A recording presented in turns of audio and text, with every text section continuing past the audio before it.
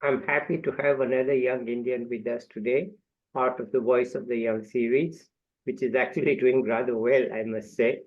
Anyhow, good to be back with all of you here who are going to watch this. Right now, we have with us Ritobroto Chanda. Let's listen to him. Over to you, Ritobroto. Greetings of the day and hello listeners. So I am Ritobroto Chanda from Kolkata. After my schooling from South Point High School with science stream, I had to appear the CBSE finals with a scribe as I had a health condition of deep vein thrombosis which I had after facing an accident. Now I aspired to become an architect, but my aspirations didn't come to life due to those. After passing satisfactorily with great scores and getting featured across all national dailies with from CBSE board, I went on to appear for the IIT-JEE exams, and I also cracked IIT-KGP's B.Arch program, which is one of the coveted architecture courses of India, but doctor suggested me not to go for that course. Then I decided to go for Jadavpur University civil engineering. Again I could convert it through West Bengal joint exam that is held, but again doctors suggested me, as that field requires a lot of practical work in to be done at construction sites, they suggested me not to go for that course as well. Then I decided to go for economics, and in such a tussle I was deciding whether to go for physics or economics. And in such a situation I found a lot of courses and lot of videos on YouTube which helped me decide, yes, economics could be a very good subject for me, as I found a lot of interest in the subjects. I like working with graphs, datas, and I found economics to be the perfect solution for this. So I went on to pursue economics, a B.Sc economics from Ramakrishna Mission Vidyamandira, which is in Belur Math, an autonomous college under University of Calcutta, one of the top 10 colleges of India with NAAC A++ grade. And it was a monastic institute, and the experience was fantastic. And after that, I dreamt of pursuing MBA. And it was from the beginning, like whatever course I do in my UGs, I wanted to go for an MBA after that. So similarly, parallel to that, I converted various PG institutes outside for masters, masters in economics and masters in management as well, including Imperial College London and Warwick Business School, UK. So then I decided that maybe I shall drop the idea of going for an MBA, and everyone suggested me to go for the PG abroad. And I applied for Commonwealth scholarship as well, but was unfortunately rejected. And all my hopes were shattered as I had to prepare for CAT within 15 days.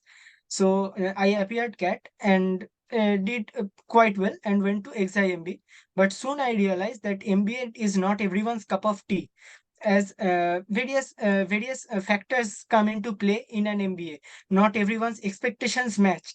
One can usually I find this very common amongst my juniors as well, who are who are aspiring to pursue MBA.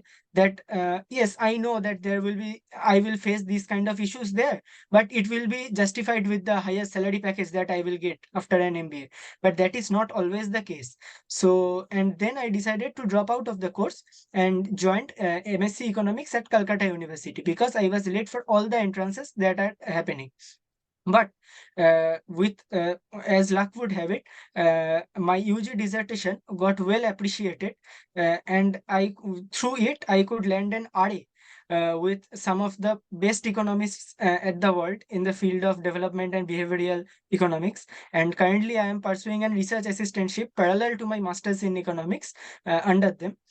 Some are from IIM Bangalore, some are from IIT Kolkata, Monash University, and Exeter Business School. So the team that I have found is excellent, and the experience of working with them is just another quality. The things that I have learned working with them in this last 2 weeks is much more than covered in any course that I can say for reality. And I have seen how in real life, in real research, how important it is to understand the economic intuition rather than just the mere mathematics behind the subject. And so, like this, I can say that I have. Under my experience, I have observed monastic versus private higher education institutes. I have seen the fields of consulting and research both during my internships and this RA process as well. And I have also studied. understood the dynamics of the students of economics and students of management from quite close. So my journey could help all others, I believe. Well, it's a quite a inspiring story that you have managed to be happy, even though your health restricted you from taking the opportunities that you had already got academically speaking. And yet you are happy with what you are doing. You look and sound happy Yes, sir. because you are saying it's great and it's this and that. You're not saying, look, because of my health, I couldn't do this, I couldn't do that. So it's a great story. It's very inspiring, I would say, to hear you talk like this and to feel so optimistic. Okay, tell us more. So, if I would like to say something about what I have seen as a student of both as management and that of economics. So I can say that in the field of management, if you would like to go for the field of management, because I have seen various economics graduate who want to just move into an MBA because they believe MBA in marketing or MBA in finance, they can relate very easily with economics. And usually in these courses like MBA finance and MBA marketing, even consulting for that matter, economics graduates are extremely well respected, and they are like any banks or any consulting firms first criteria are usually the economics graduates only. But here comes the thing into play.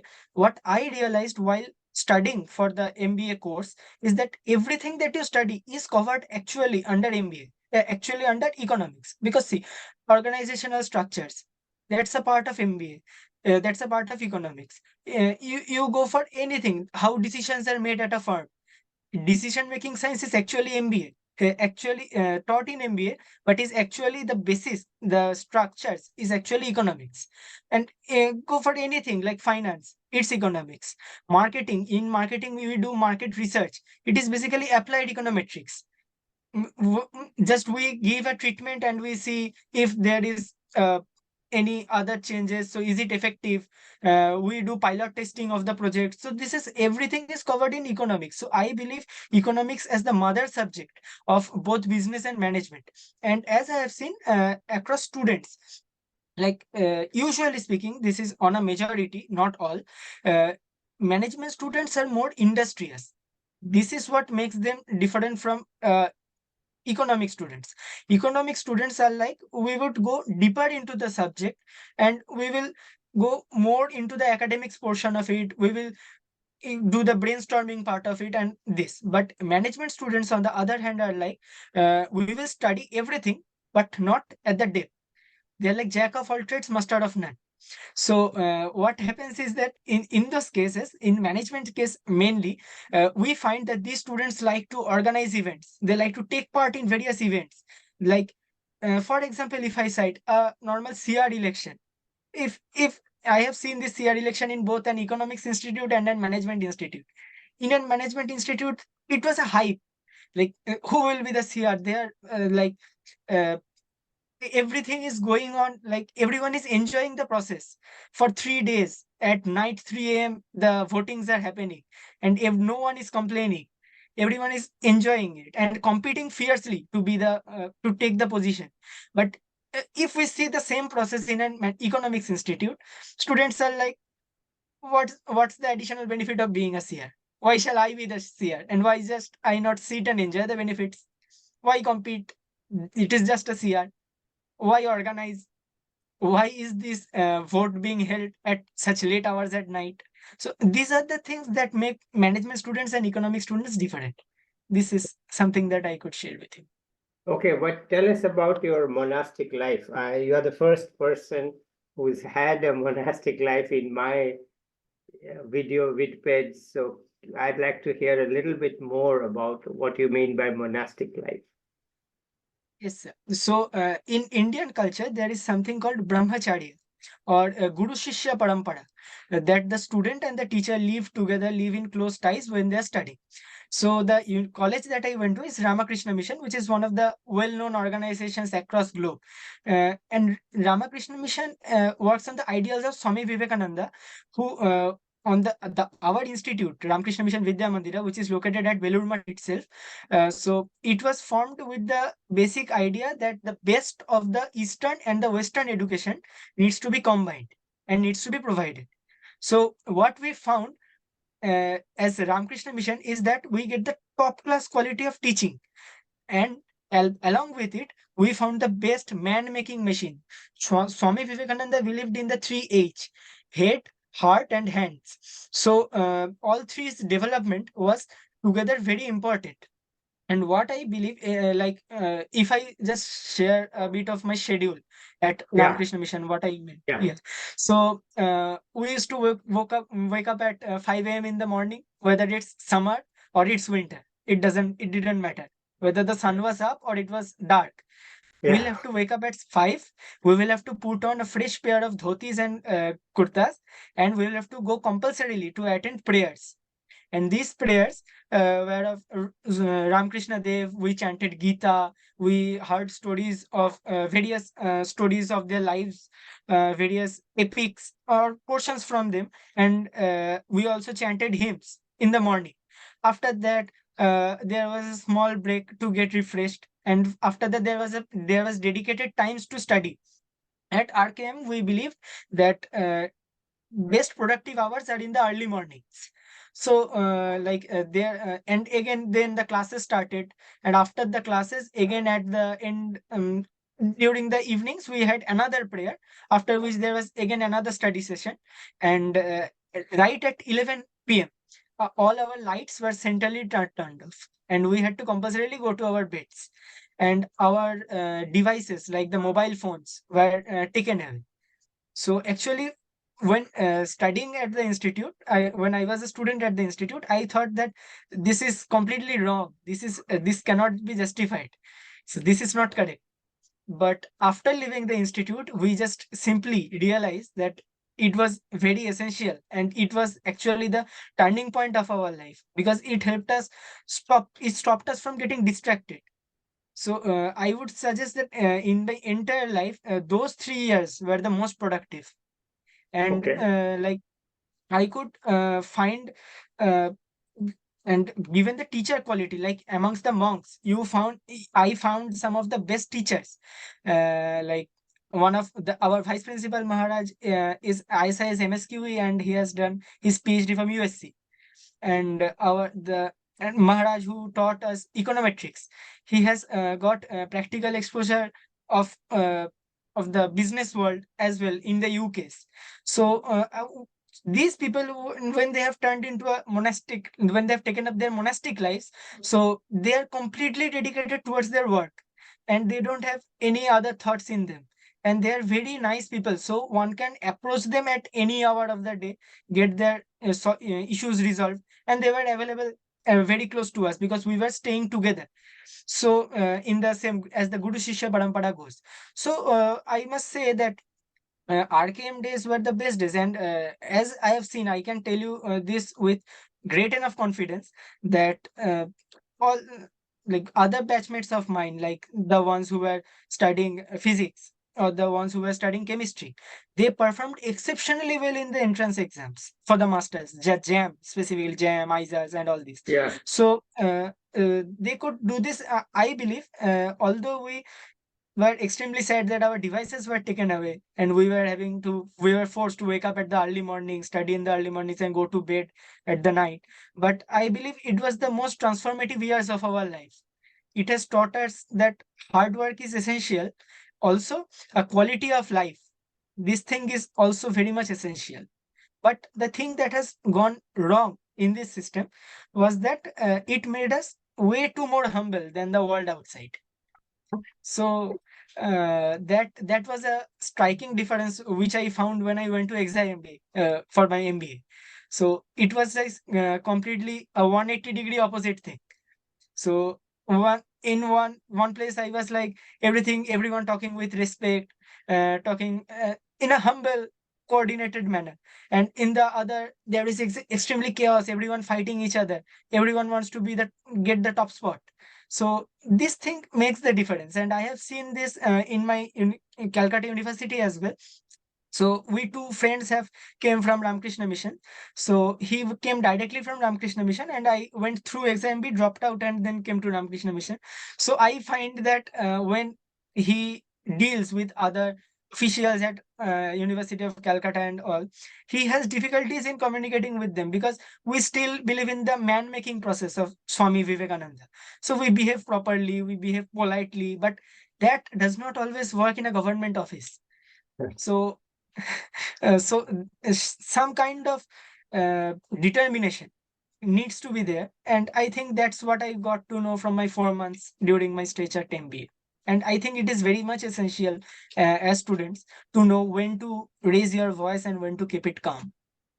Okay. What about your co-curricular activities? Yes, sir. Regarding co-curriculars, like I believe my co-curriculars were extremely important when I applied to foreign and converted colleges like Imperial and Warwick, because these colleges give a tons of respect to all these activities. So co-curricular activities and extracurriculars, I have been trained in music under Padma Bhushan Pandit Ajay Chakraborty. I have got a diploma in fine arts, and I have also done drama. I have learned drama under eminent dramatist Ritobroto Chanda. I have been in their team of Nandikar. Other than that, I can play tabla, I can play tanpura, harmonium, all the basic level of flute.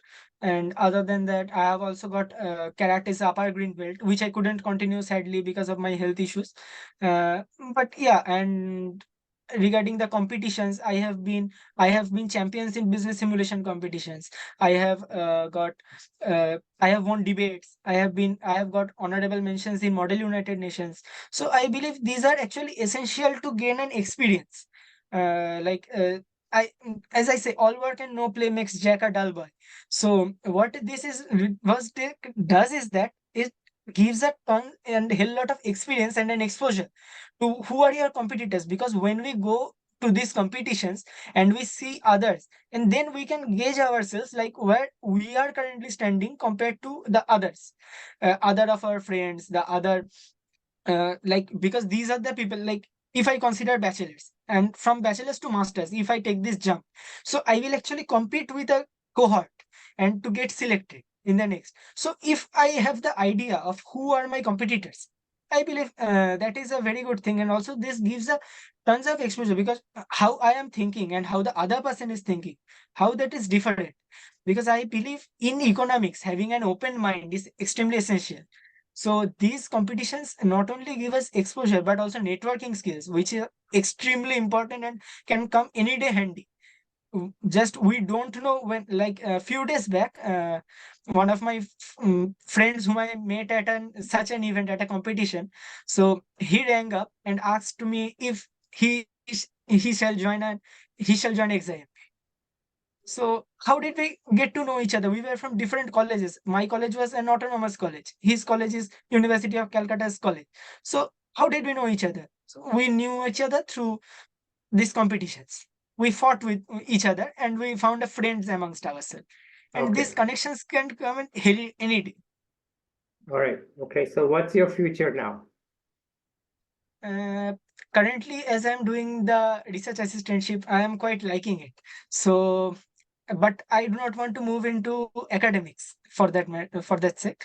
So I am thinking of doing my PhD from top 30 universities of the globe, and then to move into some think tanks like the Okay. World Bank, IMF. All right. Wonderful. That's a great hope. You have anything else you want to add now? Anything else? I would like to say future aspirants of whether Yeah. you are going for masters in economics or MBA. Before asking seniors that what is the placement scenario and all, please ask if the environment is hospitable. If what are the like the environment. So one needs to know that we believe that money will solve all our problems and we can face uh, a bit of torture for that as well. But it's actually not the case. When we face it in reality, it is actually that your respect, your quality of life, that comes into play, and your dignity. That's the first thing. So before jumping into any decision or taking any decision, also one must be practical. I forgot entirely that while applying to my foreign universities, what would happen if I failed to secure the scholarship? Yeah. So that thing is actually, I was overconfident that with my profile, I will surely convert institutes and also scholarships. I converted institutes, but got stuck at scholarships. So, and also international scenarios does come into play, which we must keep in mind. Because earlier, these institutes that I have applied to, they gave tons of funding to students to study. But in my year, UK was going through a very rough patch.